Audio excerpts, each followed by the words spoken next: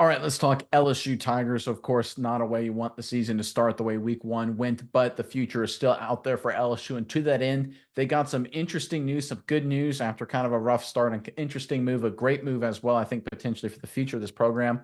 I'm Nick, and this is Saturday Morning Inspection.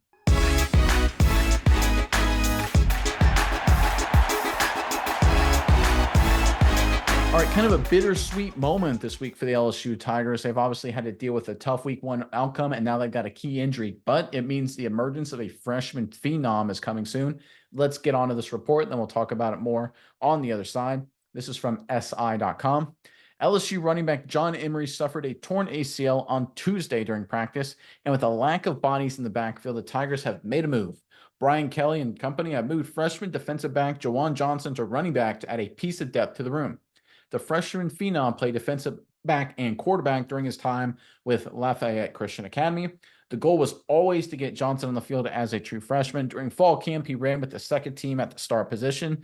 The development he had through the first offseason caught the coaching staff's attention. Look, we all know Johnson, anyone who follows this program or really follows college football in the SEC, he looks like a budding star, like a special athlete. No surprise here that the LSU Tigers are trying to get him on the field. I think it's the great way to turn a just really tough negative into a positive. I'm excited to see what Johnson does on the offensive side of the ball.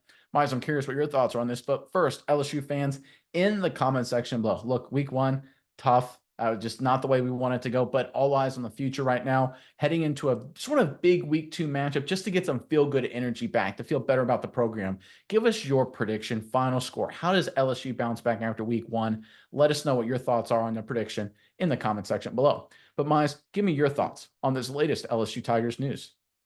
Yeah, Nick, I think Jawan Johnson is a really interesting prospect. I think him being a DB for this LSU squad was really good. He's a really great athlete. I think it was very intriguing.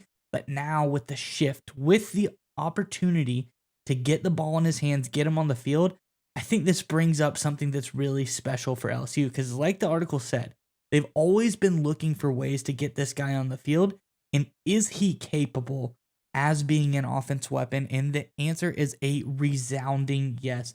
This is a guy who rewrote the record books in Louisiana in high school. This guy has the LHSAA record for total yards in a career, 14,470 total yards, as well as 171 total touchdowns. This guy was an absolute phenom both ways. He played in high school as well. This is a guy with the ball in his hand. He is very capable of scoring, very capable of making some really big plays for the Tigers. I think this is a really good move because you kind of look around, you get yourself, like you allude to, into a bittersweet spot.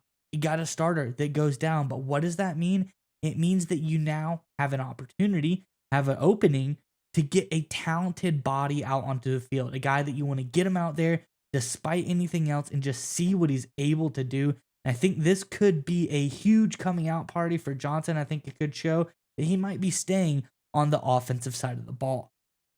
Yeah, I think it'd be very interesting to how it works out. He obviously was an incredible football player in high school, and they expect big things from him and in his entire LSU career. Obviously, a defensive back was the plan, but look, get this guy on the football field. He's incredible. He's incredible as an athlete. There's no denying that. And this is an opportunity for LSU. Look, the USC defeat, it obviously is disappointing, but if you look at the long-term trajectory of this program, at least over the coming weeks, there's an opportunity. Look, they're going to handle Nichols no problem. It's going to be a huge victory. Then they go to Columbia, South Carolina. South Carolina looked really ugly against Old Dominion of all teams. That feels like a victory. UCLA at home, West Coast team coming to LSU.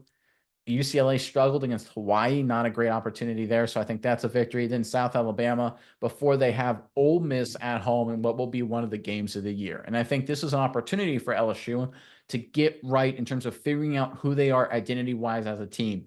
What we saw against the USC Trojans is not who they wanted to be. At times they were out physical. At times they were out competed. I'm not saying they were totally beat up, but for a West Coast team in an SEC matchup like that, not what anybody expected, at least not what I expected. I'll say it like that. we've got a chance over the next 3, 4, 5 games or so for LSU to figure out their identity, figure out who they're going to be, and moving Jawan Johnson to the offensive side of the ball gives them a chance to kind of figure some of the things out. Now, the good news is Nussmeier looked pretty good. I think that's a good sign. Wasn't perfect, but looked pretty good. I think if he uses these next few weeks to get better, improve, you have another playmaker like Johnson emerge. This is still a very deep, very talented team. I think they have a chance to right the ship, but it has to start over these next couple games to really correct their problems. But I really like the fact that Brian Kelly, everything going wrong, he's not happy after the game. They have a big injury. He makes and is willing. He's willing and able to make a big move, a big change like this. You can't just sit there and be just like flat and timid. You got to be willing to change. Doesn't mean it always works out. Alabama changed quarterbacks right after 3 games last year, and they changed back because it was really, really bad, right? But you have to be willing to make the change and figure it out. Force your team to kind of push back, find who they are as people. I think this is a good move by Coach Brian Kelly, and I think over the course of the season, we're going to see this LSU team figure out their identity, get things squared away, and then head into a midseason matchup against Ole Miss that I think will end up deciding a playoff spot.